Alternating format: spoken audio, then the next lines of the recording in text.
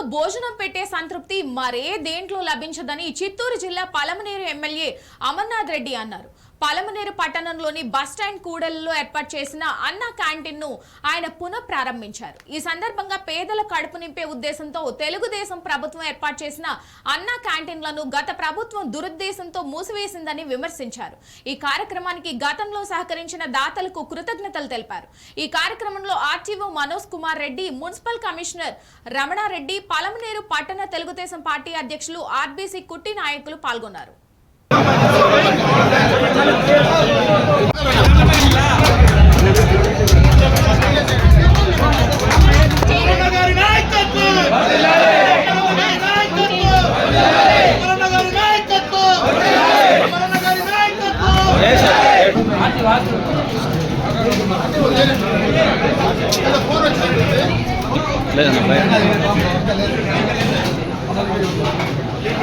అన్నా క్యాంటీన్లో కీర్తి స్టేషన్ నందమూరి తారక రామారావు గారి పేరు పైన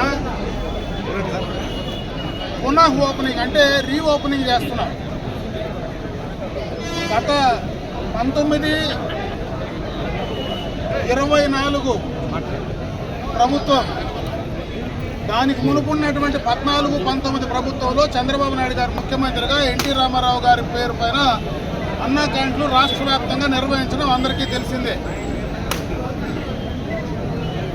అధికార మార్పిడి అయిన తర్వాత, జగన్మోహన్ రెడ్డి గారు ముఖ్యమంత్రి అయిన తర్వాత మొట్టమొదటగా అన్నా క్యాంటీన్లు నిలిపివేయడం, పేదలకు పెట్టేటువంటి అన్నాన్ని పూర్తిగా కూడా లాగేసుకోవడం.